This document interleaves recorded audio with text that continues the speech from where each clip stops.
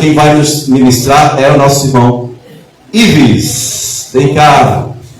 Queria meditar hoje no texto de Mateus 16, do 13 ao 18. Indo Jesus para os lados de Cesareia de Filipe, perguntou a seus discípulos: quem diz o povo ser o filho do homem? E eles responderam: uns dizem João Batista, outros Elias e outros Jeremias, ou algum dos profetas. Mas vós, continuou ele, quem dizeis que eu sou? Respondendo Simão Pedro, disse: tu és o Cristo, o Filho do Deus vivo. Então Jesus lhe afirmou: bem-aventurado és, Simão Bar-Jonas, porque não foi carne e sangue que te revelaram, mas meu Pai que está nos céus. Também eu te digo que tu és Pedro, e sobre esta pedra edificarei a minha igreja, e as portas do inferno não prevalecerão contra ela. Amém.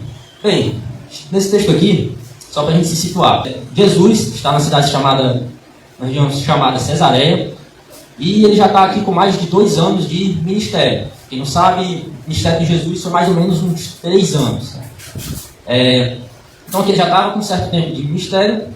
Ele já havia demonstrado vários sinais miraculosos, já tinha feito o aleijado andar, cego enxergar, já tinha multiplicado pães, já tinha transformado água em vinho.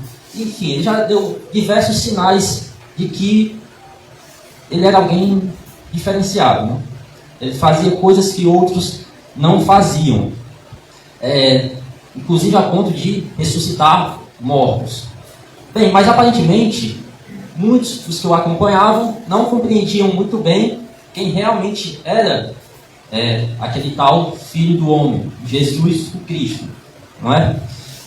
Então, a pergunta que eu faço para vocês, bem, imaginem só, Jesus está aqui em carne diante de vocês, imaginem só, e ele pergunta para você, quem vocês dizem que eu sou? Quem Jesus é na vida de vocês?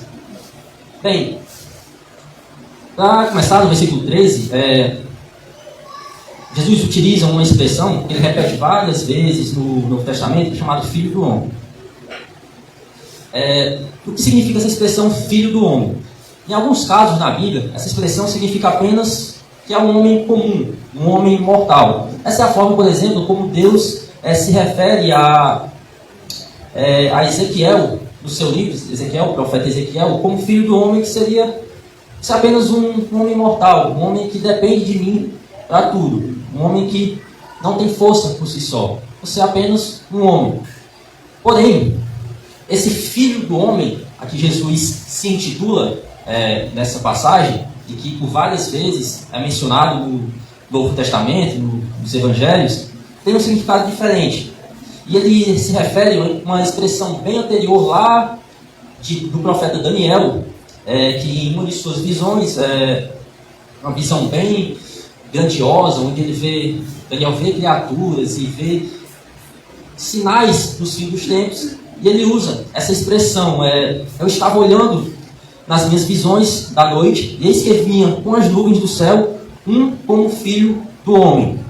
Então, esse filho do homem é o Cristo, é Jesus. Esse filho do homem se refere a essa expressão, o filho do homem, primeiramente dita lá em Daniel.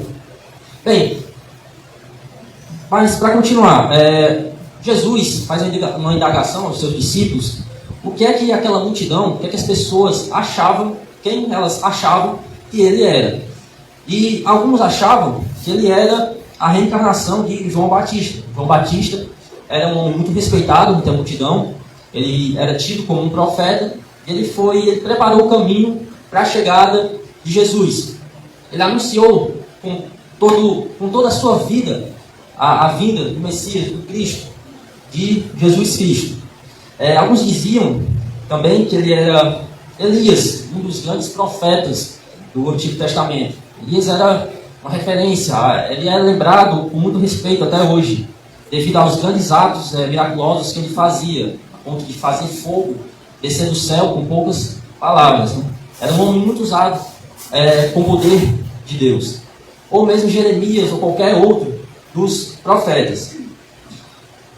Bem, hoje em dia, para quem não busca tanto a palavra, às vezes a gente só conhece a Cristo pelo que a gente ouve falar de outras pessoas. Isso é uma problemática, porque o que a maioria das pessoas falam sobre Jesus não é o Jesus verdadeiro, o Jesus bíblico, o Jesus realmente genuíno, nosso Cristo, nosso Salvador. Mas o fato é que Jesus é uma figura histórica. E hoje em dia não dá para negar que ele existiu. A história, os fatos históricos mostram isso. O ministério de Jesus foi tão marcante e ele era tão usado em poder que os próprios outros manuscritos fora da Bíblia, outros registros históricos, mencionavam a grandiosidade não só dos discursos, das ideias de Jesus, como também das coisas extraordinárias que ele fazia. Porém, as pessoas não podem negar a existência de Cristo, não podem negar a existência, a figura de Cristo como um homem grandioso, um homem influente na história do mundo, né? Ele é a figura mais influente na história do mundo. A gente vê no nosso calendário, nós estamos em 2022, depois de Cristo, né? Mas as pessoas não querem aceitar a verdadeira natureza de Jesus.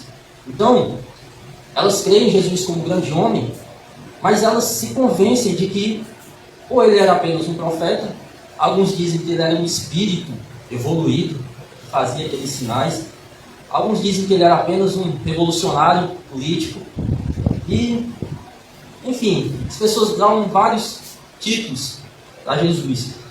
As pessoas criam para Jesus várias imagens que caibam na própria ideologia delas, nas próprias ideias, e elas se convencem daquilo para não aceitar Jesus como o Senhor em sua vida, né?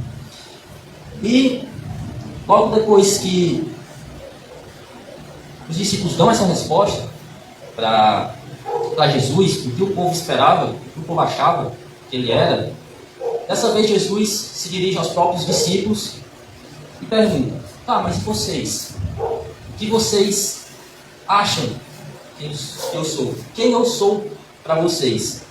E Pedro, me chamado de Simão era o nome original dele, Pedro sim dá uma resposta correta: Senhor, tu és Cristo, o Filho do Deus vivo. É uma resposta curta, mas que define perfeitamente a natureza de Jesus. Ele é um Cristo, ele é o Messias, ele é o Salvador, e ele é o Filho do nosso Deus. Então, Jesus também fala, Jesus fica satisfeito com essa resposta de Pedro, e fala que, interessante que aquilo não foi revelado a Pedro por homens, mas foi revelado por Deus. Então, a figura de Jesus como Senhor e Salvador é revelado por meio de Deus. Inclusive, até mesmo para nós, Jesus nos é revelado porque Deus quis que ele fosse revelado para nós. É tudo sobre ele. Nós estamos aqui graças a ele, graças ao Senhor. Engraçado que não há mérito nenhum em nós, até mesmo em se achegar a Jesus. Nós só podemos nos achegar a ele porque Deus quis, não é? Bem, então Pedro, ele faz essa confissão de fé e reconhece Jesus como Filho de Deus. Ele não era apenas um grande profeta, ele não era apenas um revolucionário político, ele não tinha seu objetivo político, mas ele era o Filho de Deus. Muitos não querem aceitar isso. Jesus é o Filho de Deus. Bem, passando para o próximo ponto, uma coisa interessante sobre a vida de Jesus. A Bíblia menciona que o pai de Jesus, pai físico, pai terreno de Jesus, era José ou carpinteiro. E por dedução, como naquela época os filhos seguiam a profissão dos pais, nós deduzimos com certeza que Jesus também era um carpinteiro, né? Bem, já que ele seguiria a profissão do pai. Mas é interessante que essa definição de carpinteiro da Bíblia, nós temos uma leitura muito moderna dela, certo? A gente pensa em carpinteiro, bem, não sei vocês, né? Mas eu quando via José é o carpinteiro, alguém lá cortando lá uma madeirinha para montar uma cadeira, ou então consertar a perna de uma mesa e tal, né? Bem, só que no Antigo Testamento, desde lá no Antigo Testamento, o carpinteiro seria mais como um artífice, um trabalhador, ou um construtor, certo? Inclusive, a equivalência grega desse artífice, desse carpinteiro, utiliza uma palavra chamada tecton. Tecton, grego, foi que deu origem à nossa palavra arquitetura, certo? Então, Jesus provavelmente era um trabalhador ligado à construção civil. Ele não mexia apenas com madeira, como também com o corte de pedras e talvez metal, mas mais provavelmente o corte de pedras. Bom, e por que eu estou falando isso? A profissão de Jesus é relevante para o nosso ministério, do Evangelho? Não, mas é algo interessante de se observar, por exemplo, em certas analogias, certas ideias, certas pregações que Jesus passava, que depois que vocês conhecem esse contexto da vida de Jesus, essas pregações se tornam um pouco mais interessantes. Em pregações, por exemplo, como a casa sobre a rocha. Jesus utilizava muitas analogias e ideias baseadas em construções, né? E saber que Jesus era ligado com essa área, ele via o Pai trabalhando nessa área de construção, é bem interessante. Jesus prega de acordo com o contexto daquela época, né? Então, ele vai até Pedro e fala: Pedro, vem aqui que você vai pescar homens, né? Então, na região tínhamos a questão do pastoreio, né? Dos pastores, e ele vem como um pastor, e Jesus vem para juntar as suas ovelhas, né? Então, para a gente ter essa ideia, eu queria vamos abrir em Mateus 7, 24 e 25, por favor. Mateus 7, 24.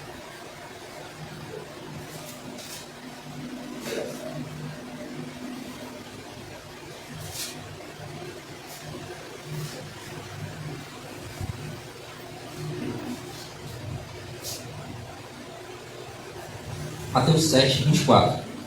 Todo aquele, pois, que ouve estas minhas palavras e as pratica, será comparado a um homem prudente, que edificou a sua casa sobre a rocha, e caiu a chuva, transbordaram os rios, sopraram os ventos e deram com ímpeto contra aquela casa, que não caiu, porque foi edificada sobre a rocha. Então, a gente vê aqui, em dessas pregações de Jesus, essa comparação da firmeza, de você estar firmado em uma rocha, realmente uma rocha firme, uma rocha que não se abala. Então, aquele que segue a palavra, aquele que segue a Cristo, que segue a Jesus, está firmado na rocha. Ele não está firmado em qualquer crença ou ideologia barata. Está firmado na rocha, numa rocha principal, numa rocha firme.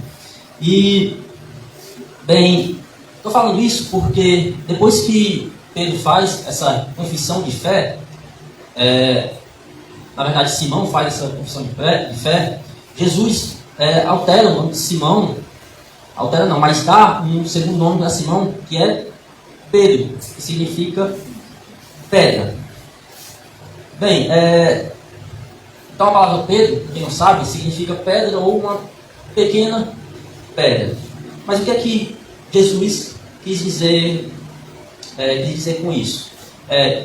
Que Pedro era por acaso a pedra da igreja, era o fundamento da igreja. Porque muitas pessoas têm essa interpretação de que Pedro teria esse peso todo, esse valor todo em relação à fundação da igreja.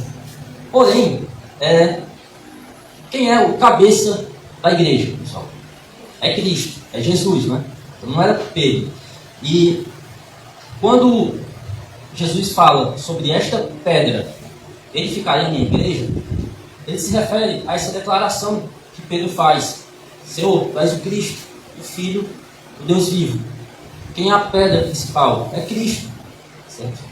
Essa declaração, essa ideia, essa revelação que Pedro tem de Cristo como Senhor, Salvador, como Filho do Deus vivo, essa é a pedra em que a igreja deve se fundamentar. Essa pedra é Cristo. E no versículo 18, depois que Cristo faz essa declaração a Pedro, diz que a morte, ou melhor, o inferno, não pode vencer a igreja. Então, como diz lá em 1 Coríntios 15:55, onde está a morte, a sua vitória? Onde está a morte, o seu aguilhão? Então, essa convicção, Cristo, a nossa pedra, nosso firme fundamento, isso é uma ideia muito poderosa, é algo muito poderoso que a gente tem que colocar no nosso coração, que Cristo vence as portas do inferno, que Ele vence as portas da morte. Jesus, Ele é a própria vitória, e a morte foi vencida pela vitória.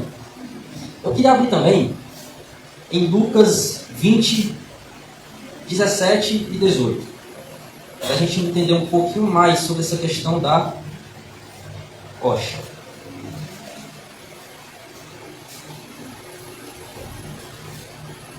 Lucas 20, 17, 18.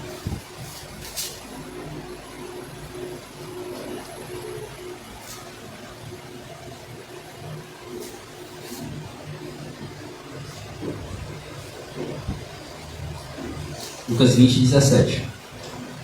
Mas Jesus, fitando-os, disse: O que quer dizer, pois, o que está escrito? A pedra que os construtores rejeitaram, esta veio a ser a pedra principal, a angular. Todo que cair sobre esta pedra ficará em pedaços, e aquele sobre quem ela cair ficará reduzido a pó. Muitas vezes na Bíblia, algumas vezes na Bíblia, Jesus faz essa comparação dele como uma pedra angular. Essa pedra angular, na antiguidade, ele tinha duas possibilidades. Possivelmente seria a chamada pedra de esquina, que seria uma pedra bem feita e firme, que serviria de alinhamento do restante das pedras que construiriam aquela edificação. Ou uma outra possibilidade seria a pedra central, que formaria um daqueles arcos de pedra que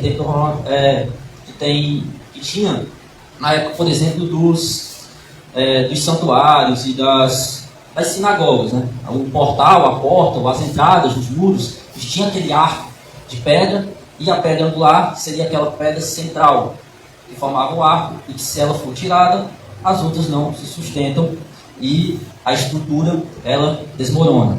Cristo é essa pedra angular. Cristo é essa pedra fundamental, a pedra que se baseia a nossa vida, a pedra que deve se basear tudo que a gente faz, todos os nossos projetos, todos os nossos planos, todas as nossas expectativas do amanhã, expectativas do que a gente faz. Jesus é a nossa pedra angular, é nele em que nós devemos estar firmados. E todo aquele que está firmado nessa pedra não será abalado por nenhuma chuva, ou vento, ou temporal. Nós não estaremos firmados no terreno arenoso, né? E voltando um pouquinho a esse texto, o versículo 18, ele é um versículo bem poderoso também. Todo que cair sobre esta pedra ficará em pedaços, e aquele sobre quem ela cair ficará reduzido a pó. A gente viu anteriormente que essa afirmação de Cristo como pedra é poderosa, porque Cristo vence, Cristo é uma ameaça, Cristo é uma ameaça aos portões do inferno, uma ameaça consumada. Jesus batalha e vence as portas da morte e do inferno. E aqui nesse versículo 18, todo aquele que cair sobre esta pedra, todo aquele que vacilar sobre esta pedra, será reduzido a pedaços. Mas aquele sobre o qual Cristo cair, será reduzido a pó. Nada pode vencer a Cristo. Nem a morte venceu a Cristo. As trevas não venceram. A luz estava nele, e a luz resplandece nas trevas. As trevas não prevaleceram. Amém? Amém. Dando procedimento,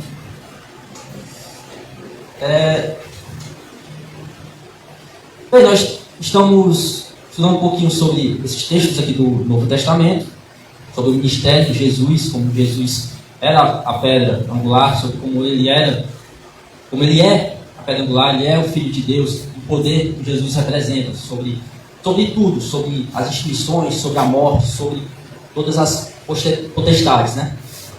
Bem, mas voltando um pouco, a gente entender um pouquinho o conceito de um personagem que eu vou falar um pouco mais na frente. Vamos falar um pouquinho sobre um rei chamado Uzias. Uzias ele foi um rei de Judá, certo? Judá era, na época, Judá junto com Israel formavam as tribos de Israel, que nessa época estavam separadas, né? O negócio estava um pouco bagunçado. Então Uzias, ele foi um dos reis, certo? Uzias pode-se dizer que ele foi um rei, falando de forma terrena, ele foi um rei próspero, ele foi um rei bem sucedido. Ele governou por 52 anos. Se vocês forem olhar lá a história dos reis de Judá e Israel, é um tempo considerável, visto que alguns duravam alguns meses, né? Alguns eram mortos por filhos, por parentes, por irmãos. Alguns eram tão maus que Deus intervia para tirar eles do poder. Então ele foi um rei moderado, boa parte do seu tempo. Ele trouxe prosperidade para Judá. Ele fortaleceu as defesas, o exército do reino. Ele ganhou guerras. Ele estabeleceu boas relações comerciais com a região. Ele desenvolveu bem a pecuária, a agricultura. Então ele trouxe um período de prosperidade para o reino, no tempo dele. Mas há uma tendência muito grande na nossa natureza de, quando as coisas vão muito bem, quando as coisas estão prósperas, a gente tem a impressão de que a gente consegue andar com as nossas próprias pernas e de que a gente não precisa mais de Deus.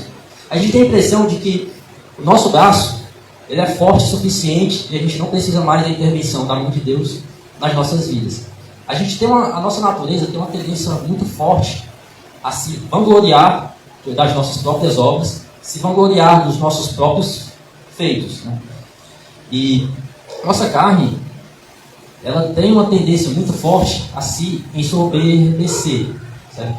A soberba sobe muito rápido a nossa cabeça. Então imagine só, Uzias, que restaurou e cresceu de forma tão majestosa Judá, dava de se esperar que o orgulho subiu a cabeça de Uzias, né? Uzias, ao fim, depois desses anos de reinado e tal, ele achou que um rei, né? Ele é velho, ele é sábio, né? Ele é rico, ele é próspero, ele é respeitado. E quando você chega nessa posição, você passa a achar que você pode fazer tudo e que tudo está aos seus pés, inclusive Deus, né? Então você passa a acreditar que você pode fazer qualquer coisa e você tem direito a fazer qualquer coisa. Bem, Uzias, ele de repente, de uma hora para outra, as coisas começaram a ficar apertadas.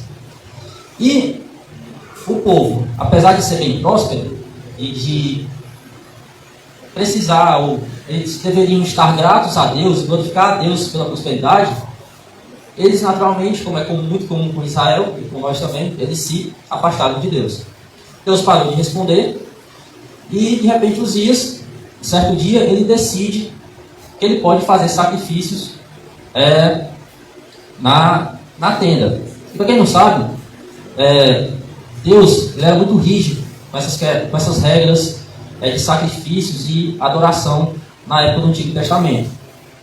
Esses sacrifícios eram exclusivos para os sacerdotes. Sacerdote, você não se tornava um sacerdote se você quisesse. Você deveria ser de uma determinada linhagem, certo? Mas Uzias, de repente, decidiu que ele podia burlar essa lei de Deus, e ele decidiu fazer e quis. E fez. Os sacerdotes ainda quiseram intervir. Os sacerdotes foram bem ousados, né, nesse momento, né? Os sacerdotes são apenas sacerdotes, são os religiosos. E nesse momento eles realmente peitaram um rei velho, sábio e poderoso, e disseram: olha, Uzias, você não pode fazer isso porque não cabe a você realizar sacrifícios, cabe a nós. É uma regra do Senhor, não pode. Então, os sacerdotes tiveram essa postura, né? E correndo o risco de perder a cabeça, mas Uzias não ouviu e Deus lançou uma doença sobre Uzias. Ele se tornou leproso. Bem, quando a pessoa se torna leprosa, é meio que, se aquilo for definitivo, é meio que o fim para ela. Ela tem que se manter afastada, ela se torna impura. Uzias se afastou do reinado, ele não podia mais reinar, ele provavelmente ainda influenciava em alguma coisa por fora, mas, enfim, acabou para ele. O orgulho realmente dificultou as coisas para Uzias. E isso acontece com a gente. A gente se afasta de Deus e a gente permite que essa soberba, que esse orgulho, que essa despreocupação com as coisas do Senhor, isso tudo acaba nos levando a caminhos que não tem retorno. E a gente acaba colhendo consequências muito sérias do que o afastamento do Senhor pode causar em nossas vidas, não é? Bem, mas continuando. Bem, sabendo desse contexto, chega um momento que Uzias finalmente morre. Com a morte de Uzias, um rei grande, poderoso, inicia um período de crise em Judá, um período de muita tristeza, um período de muito pranto, certo? E no meio desse contexto surge um jovem, um jovem que ele tinha entre 18 e 21 anos, era um jovem bem letrado, era um jovem influente, possivelmente, de acordo com algumas tradições, ele tinha alguma ligação com a família real, certo? E nesse contexto, esse jovem provavelmente estava muito abalado com a morte de Uzias, e ele vai até o templo para orar. Nesse tempo, ele tem uma revelação, ele vê uma revelação majestosa, gloriosa, ele vê o Senhor em seu trono, as bordas de das suas vestes descem até o templo, há vários serafins, que são tipos de anjos voando sobre o trono. Esses serafins eles têm 3 pares de asas, uma voa, com um pavor, outros cobrem o rosto. Então uma visão majestosa, gloriosa. É uma visão que definitivamente não é qualquer um que vê, né? É uma visão realmente de abalar a estrutura, o emocional de uma pessoa. E quando ele tem essa visão, ele cai de joelhos e, devidamente amedrontado, abalado, temendo por sua vida, e repete: ai de mim, porque eu sou um homem de lábios impuros e habito no meio de um povo de lábios impuros, e os meus olhos viram o Rei, o Senhor dos Exércitos. Bem, esse jovem, ele era Isaías, nosso famoso Isaías, o grande profeta. Isaías, ele é um dos profetas que me chama mais atenção no Antigo Testamento, devido ao contexto, o assunto messiânico é tão fiel e tão legítimo que Isaías tem sobre Cristo. As revelações que ele tem sobre Jesus é tão impressionante que é como se Isaías tivesse ido lá para o Novo Testamento e tivesse visto Jesus pessoalmente lá, em carne e osso. Ele tem uma descrição de Jesus fantástica. A gente está falando aqui de mais de 700 anos antes de Cristo. É muito tempo antes. E às vezes, se você pega um texto de Isaías, é como se fosse algo do Novo Testamento, descreve perfeitamente a Jesus, né? Bem, sabendo desse contexto, da carga que Isaías tinha, Isaías é interessante também, porque ele era uma pessoa letrada, ele provavelmente era bem estudado. Você percebe isso pelo conteúdo que tem no livro dele. O livro de Isaías tem muitos capítulos, os versículos são bem longos, e Isaías tem uma habilidade poética, uma habilidade de escrita muito grande. Ele tem uma descrição muito interessante de Jesus. E um dos textos que eu mais gosto desse livro de Isaías, e que é um texto muito conhecido, muito pregado, é o texto de Isaías 53, que a gente vai ler agora. Isaías 53, 1 ao 3.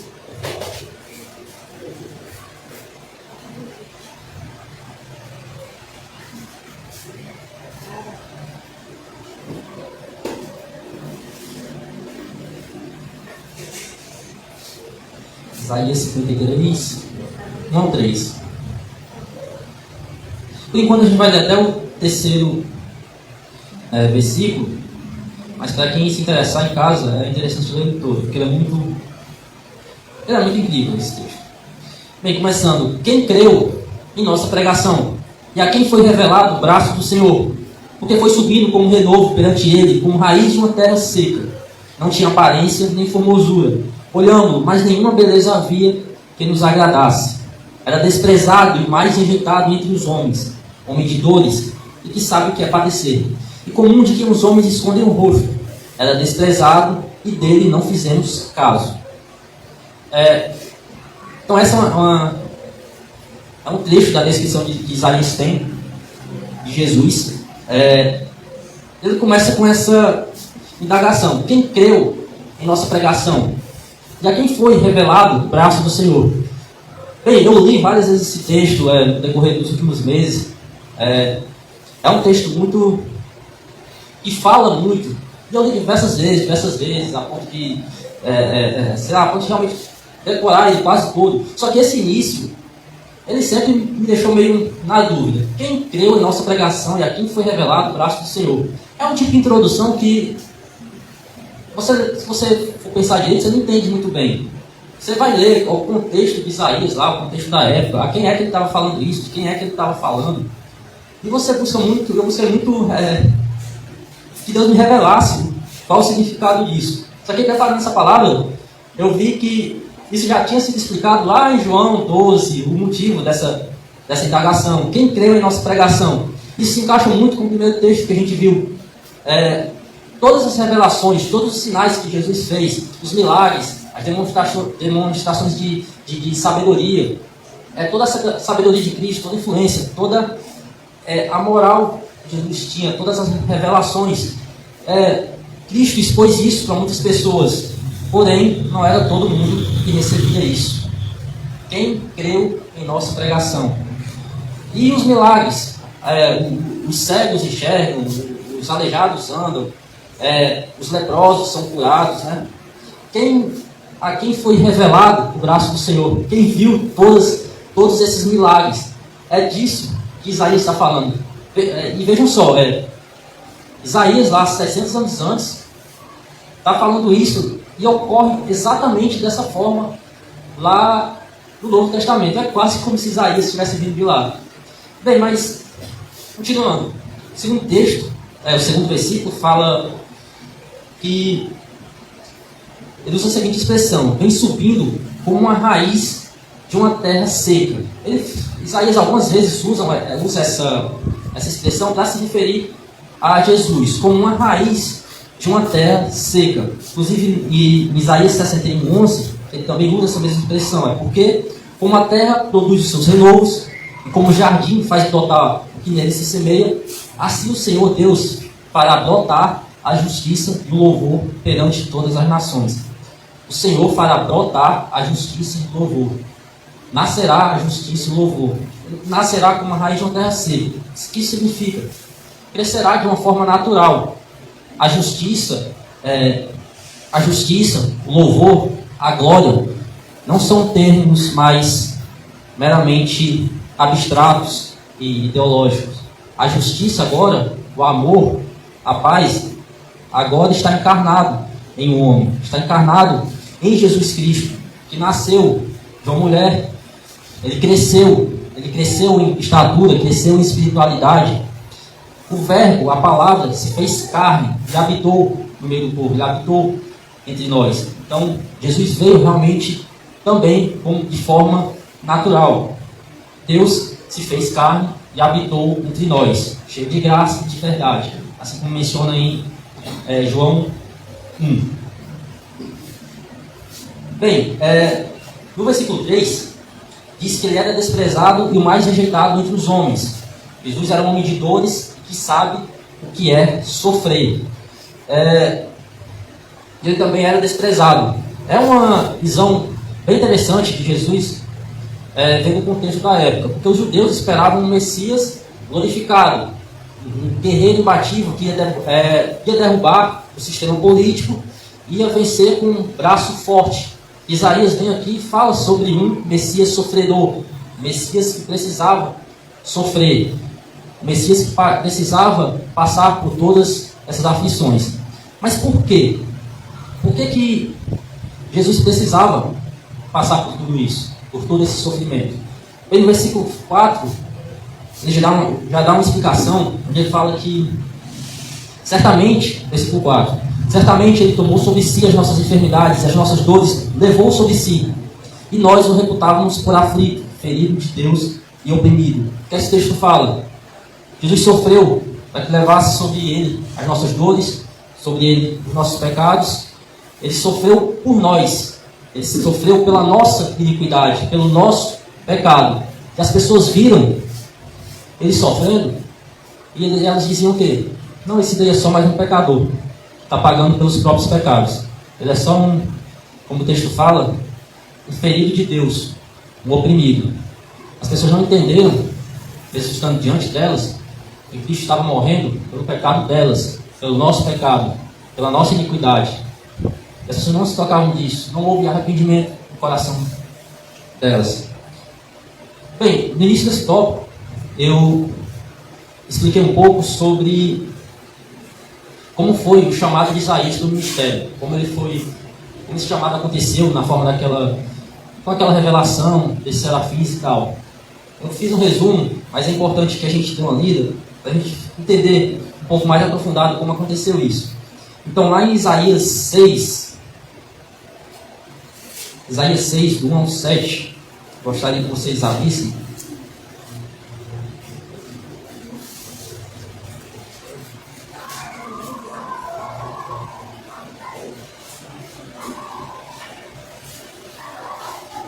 A visão de Isaías e o seu chamamento. Versículo 1. No ano da morte do rei Uzias, eu vi o Senhor assentado sobre um alto e sublime trono, e as abas de suas vestes enchiam o templo. Serafins estavam por cima dele, cada um tinha 6 asas, com 2 cobriam o rosto, com 2 cobriam seus pés, e com 2 voavam. E clamavam uns para os outros, dizendo: Santo, Santo, Santo é o Senhor dos exércitos. Toda a terra está cheia de sua glória. Agora imagine só essa visão. Nós temos figuras angelicais, figuras espirituais. A única descrição delas é que tinham 6 asas. Não há mais nenhum tipo de descrição mais aprofundada delas. E, naturalmente, provavelmente eram criaturas poderosas e majestosas. Mas elas repetiam a todo momento: Santo, Santo, Santo é o Senhor dos exércitos. Então guarde bem essa palavra: santidade, santidade. E toda a terra está cheia da sua glória. Versículo 4. As bases do limiar se moveram à voz do que clamava, e a casa se encheu de fumaça. Então disse eu: ai de mim, estou perdido, porque sou um homem de lábios impuros, habito no meio de um povo de lábios impuros, e os meus olhos viram o Rei, o Senhor dos exércitos. Então um dos serafins voou para mim, trazendo na mão uma brasa viva, que tirava do altar com antenais. Com a brasa tocou a minha boca e disse: eis que ela tocou os teus lábios, a tua iniquidade foi tirada e perdoado o teu pecado. Bem, então, para a gente entender um pouco, eu falei sobre o porquê de Cristo ter sofrido, por ter passado por aquilo tudo, né? Ele sofreu por conta das nossas transgressões, das nossas iniquidades. E a gente tem que ter consciência disso. E Isaías teve essa consciência do chamado dele. Ele estava numa visão onde ele contemplou a santidade, a perfeita santidade, infinita santidade de Deus. E ele ficou aterrorizado, ele ficou amedrontado, ele ficou impactado. Ele realmente achou que era o fim dele naquele momento. Ele disse que estava perdido. Ele reconhece algo a respeito de si mesmo. Eu sou um homem de lábios impuros, no meio de um povo de lábios impuros. Não fica muito claro a que Isaías se refere com essa expressão, lábios impuros. Pode significar muitas coisas, mas o fato é que ele reconheceu a própria transgressão. Ele reconheceu a própria natureza maligna e pecaminosa. Ele reconheceu os seus pecados e as suas falhas. E diante da santidade, da gloriosa santidade de Deus, ele ficou amedrontado. Ele não era digno de estar diante de alguém tão santo. Então, Isaías, ele faz esse reconhecimento, ele assume o quão maligno e pecaminoso ele é diante da majestade e da santidade de Deus. E a gente tem que ter essa consciência. A gente não pode conhecer a Cristo, conhecer ao Senhor, conhecer a importância da salvação, se a gente não tem consciência do nosso próprio mal, do nosso próprio pecado, das nossas próprias transgressões. Como é que eu recebo alguém como Salvador, como meu Redentor, se eu não aceito que eu preciso de salvação? Como é que eu vou aceitar a salvação se eu não reconheço que eu preciso dela? Ah tá, Jesus é meu Salvador. Mas se eu não... Jesus é meu Salvador, mas eu não tenho quase pecado, mas tá bom, Ele me salvou. Não é assim que acontece. Tem que haver uma consciência genuína de quão maus nós somos. Então, primeiro, ele faz esse reconhecimento de que ele é um homem de lábios impuros no meio de um povo de lábios impuros. E muita gente muitas vezes tem essa falsa declaração: não, todo mundo é pecador, eu também sou pecador. É uma declaração meio vazia, né? Sabe que a gente for lá e cutucar na ferida, a pessoa, não, mas também fulano faz pior que eu, né? Comparado a fulano aí, nem se compara. Então, é sempre questão de comparação, né? A gente sempre se nivela pelo de baixo. Mas se a gente se nivelasse pelo que está no alto, se a gente se nivelasse com Cristo, a gente teria mais consciência de quão pequenos, de quão insignificantes, quão maus nós somos. Se Deus é infinitamente santo, nós somos incrivelmente malignos, não é? Em comparação. Bem, então, primeiro, Isaías faz esse reconhecimento da natureza dele. Segundo, ele reconhece outra coisa. Ele reconhece a Deus como Senhor, o Senhor dos exércitos, o Rei dos reis. E quem é rei, reina. Então, vem o teu reino e o que? Seja feita a sua vontade. Você se submete ao rei, você se submete a um reinado. Então, vem o teu reino. Aquele reino de Jesus viesse, né? Toda a paz, toda a alegria, né? Toda a prosperidade do reino de Jesus. Mas me submeter a essas regrinhas aí, ao que Jesus manda fazer, aí é mais complicado, né? Mas vem o teu reino. Reconheça a Cristo como o que Ele realmente é. Nosso Rei, nosso Senhor e Salvador. O Senhor das nossas vidas. Quem é Senhor, Ele é Senhor sobre o servo. Amém? Então, Isaías tem esse reconhecimento de Deus como Senhor. É muito interessante que o anjo vem, ele vai com uma tenaz e pega uma brasa viva. Tenaz é um tipo de ferramenta para pegar, no caso, materiais quentes. Agora imaginem só, não está falando de um anjo, é uma criatura poderosa, né? Uma criatura espiritual. E ele vai lá, para onde naquele fogo santo, e pega a brasa com uma ferramenta.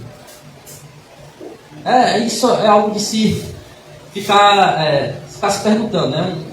Como é impressionante o que tinha naquele fogo santo, né? Aquele fogo santo, a ponto de nem mesmo um anjo poder encostar, né? A gente vê lá na história dos amigos de Daniel, que só tirados na fornalha, e o anjo fica lá no meio dos amigos dele, né? Sem sofrer nada. Nesse caso aqui a gente está falando de um fogo que nem mesmo um anjo pode tocar. E o anjo vem com essa brasa viva e toca nos lábios de Isaías. E Isaías, ele é purificado. Então ele vem com esse fogo santo. E a gente pode trazer essa figura para nós hoje em dia, porque primeiro, a gente não acha que Isaías, depois de ser tocado por esse fogo, ele se tornou completamente santo. Ele não parou de pecar. Ele não virou inerrável. Ele continuou cometendo erros. Mas houve um processo de purificação. Houve um processo de... o Céu chama de santificação inicial. Quando nós recebemos, quando nós nos arrependemos. Deus, o Espírito Santo, que vem como fogo na nossa vida, ele nos capacita a ser santos. Ele nos capacita, ele vem com purificação de pecados. Né? E ele toca os lábios de Isaías e diz que a iniquidade de Isaías foi tirada e perdoado foi o teu pecado. Imagine só, naquela época, aquele fogo perdoou os pecados aquele fogo santo fez um processo de perdão dos pecados de Isaías. Que dirá hoje em dia que nós temos o Espírito Santo, que vem como fogo nas nossas vidas. Amém? Então, justificação, perdão de pecados, só vem por meio de arrependimento e reconhecimento da nossa própria natureza maligna. Jesus vem realmente como nosso Salvador, como nosso Redentor. Ele vem com a sua vitória. Ele vem bem acima de ser um herói. Não dá nem para comparar ele com um herói. Ele está acima disso. Quando eu era alguns anos atrás, hoje não tanto, porque às vezes nosso dia a dia fica um pouco mais corrido, mas eu gostava muito de histórias em quadrinhos, e aqueles desenhos lá que passavam SBT, Liga da Justiça, e esses heróis e tal, né? E a gente tem dois lados principais, que é o Batman e o Superman, né? E sabe que o Batman ele é legal. Ele sai lá, ele é descolado, né? Ele tem umas frases legais, ele espanca bandido e tal. Mas eu tenho uma admiração mais especial pelo Superman. Apesar da maioria, provavelmente vai chiar aí, né? Tem essa desculpa. Teve algumas características que o Superman tem. Isso foi até mencionado por alguns críticos. Algumas relações que ele tem com a figura de Cristo. É claro que hoje em dia é bom até a gente ficar atento, principalmente os pais. Essa questão dos quadrinhos, dos desenhos, elas estão muito contaminadas com as ideologias de hoje em dia, então já está tudo muito deturpado. Né? Mas vamos nos atentar a algumas características desse personagem.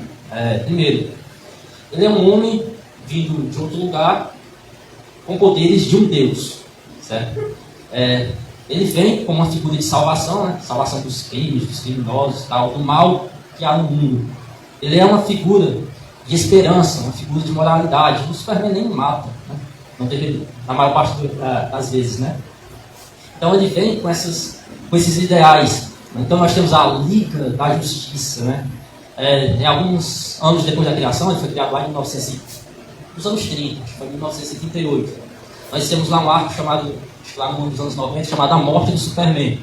O que aconteceria com o mundo se o herói dos heróis morresse? O que aconteceria com a sociedade? O que aconteceria se a esperança morresse? Né?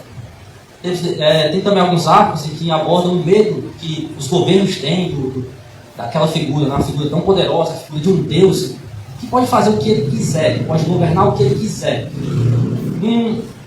Uma figura que é uma ameaça política a qualquer instituição. Né? Então nós tínhamos esses valores, verdade, justiça, salvação. Né? Mas por que eu estou falando isso? O Superman é um personagem muito icônico, que inspirou vários outros. Ele é admirado até hoje, ele existe, ele é influente até hoje. Mas por que eu estou falando isso? É que até os descrentes, pessoal, irmãos, anseiam por um Salvador. Até os descrentes anseiam por uma figura de paz, de salvação. Como a própria Bíblia fala, lá em Romanos 8:22, sabemos que toda a natureza criada geme até agora, como em dores de parto. E não só isso, mas nós mesmos, que temos os primeiros frutos do Espírito, gememos interiormente, esperando ansiosamente nossa adoção como filhos e redenção do nosso corpo, pois nessa esperança somos salvos. Então, a nossa própria natureza, mesmo que seja contaminada pelo pecado, ela anseia, ela é carente, ela é vazia de algo. E esse algo é Deus. No princípio, o homem tinha comunhão completa com Deus. Ele era completo, né? Ele tinha um relacionamento direto com Deus. E hoje em dia, com esse afastamento, mesmo com o pecado, mesmo com a nossa natureza pecaminosa, nossa carne, mesmo sem saber, ela aguarda ansiosamente pela revelação de Deus, né? E as pessoas acabam tentando preencher isso com coisas da carne, com vícios, com as coisas dessa vida, com sua carreira. As pessoas criam novas religiões, criam novos deuses, criam figuras, personagens, criam heróis que de alguma forma satisfaçam seus ideais, a sua carência de Deus. Mas o único que pode preencher nosso vazio é Jesus Cristo. O único que pode nos preencher, nos completar a nossa natureza, saciar essa nossa carência, é Deus, é o nosso Senhor. Então nada nesse mundo vai preencher esse nosso vazio. Bem, para concluir, gente, voltando em alguns pontos, nós devemos ter plena consciência de quem Jesus é em nossas vidas. Não pelo que os outros dizem que Ele é, mas pelo que Ele realmente é. Ele é o nosso Salvador, Ele é o Filho de Deus. Bem, Jesus é a pedra que nós devemos estar firmados.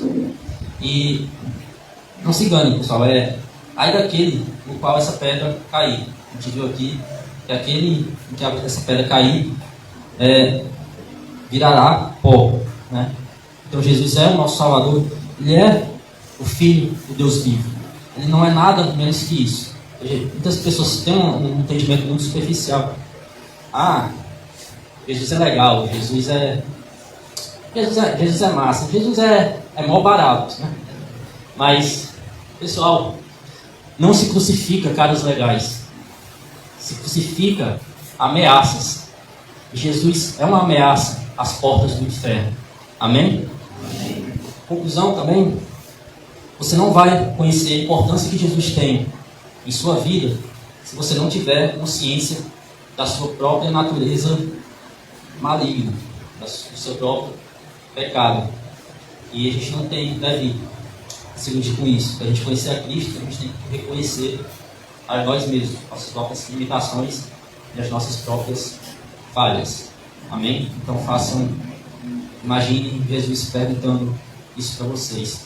Para vocês, quem eu sou? Amém? Amém. Chico comigo, pega no geral. Queridos, vocês viram aí que bênção. Quem é Jesus para você? Para Isaías, ele foi o mesmo Deus.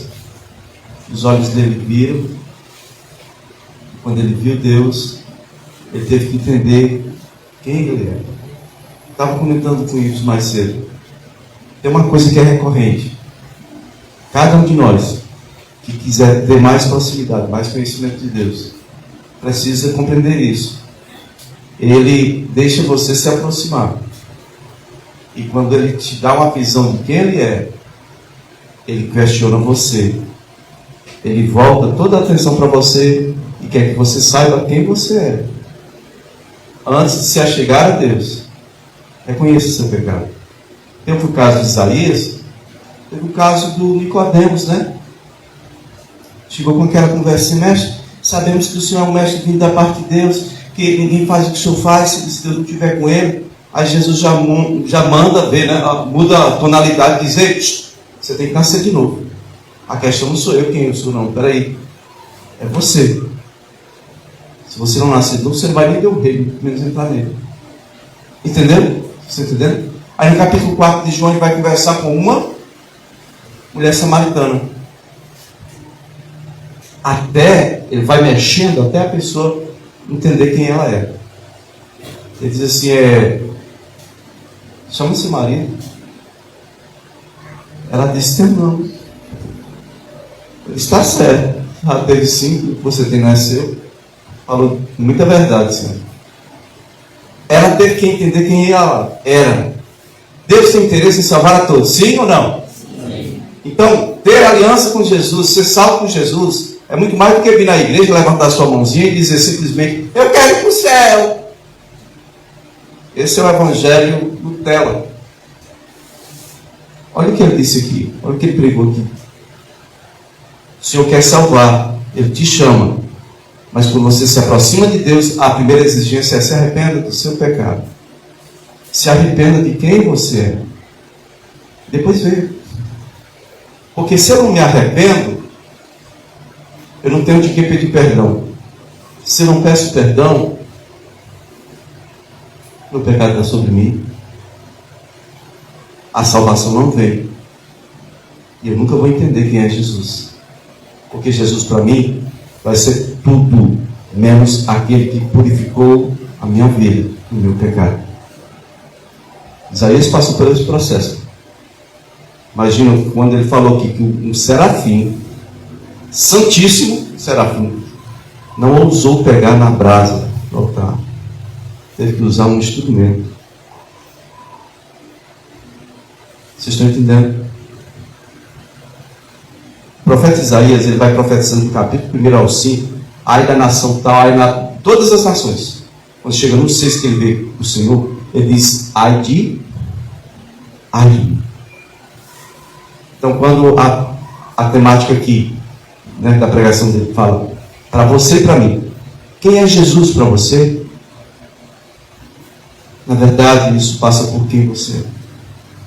Você já está perto de Jesus, você está dentro da igreja, você está ouvindo a palavra de Deus, mas você já se arrependeu dos seus pecados. E arrependimento não é sentimentalismo, é uma decisão do coração, é uma consciência. Olha, eu estou perto de Deus, eu estou vendo sinais de Deus, eu estou vendo coisas de Deus sendo manifestas, e eu vejo que a minha vida ainda está bem distante daquela coisa que eu estou vendo, que é muito santo.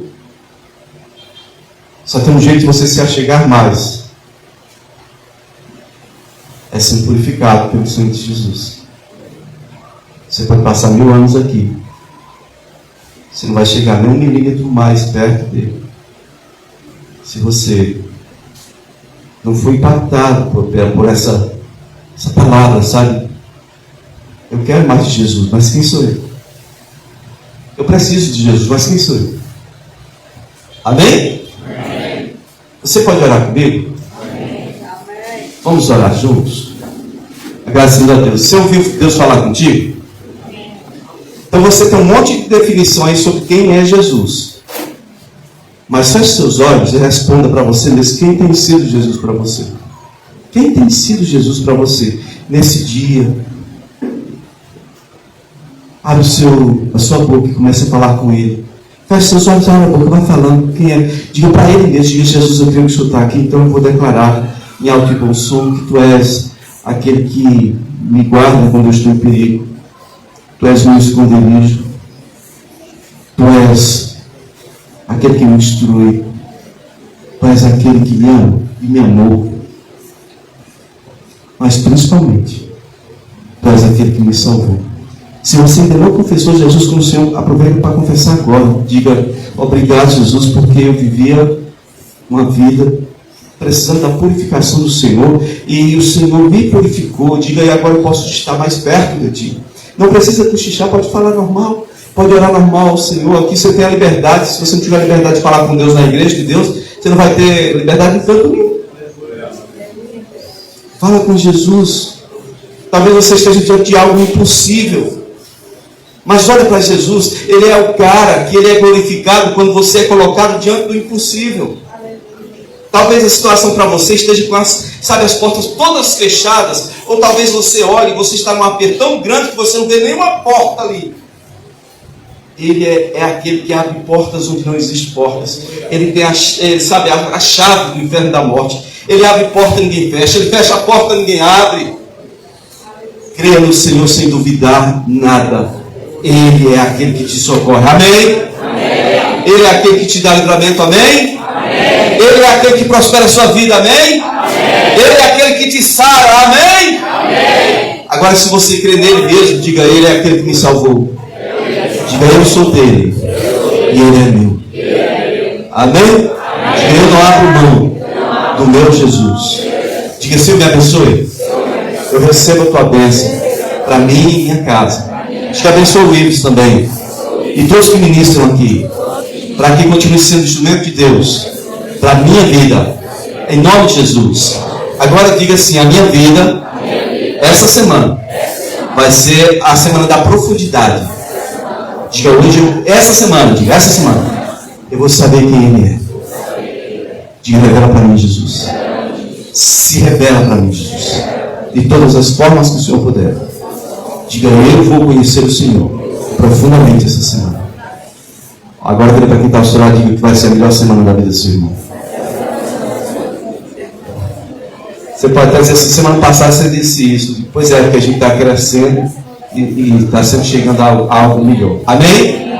Dá um abraço quem está ao seu lado, aperta a mão e diga assim: vai ser a melhor semana da sua vida em presença do Senhor, em prosperidade, em revelação do Senhor, em portas que irão se abrir, em bênçãos que irão ser configuradas para você. Vamos dar paz ao Senhor, meus amados?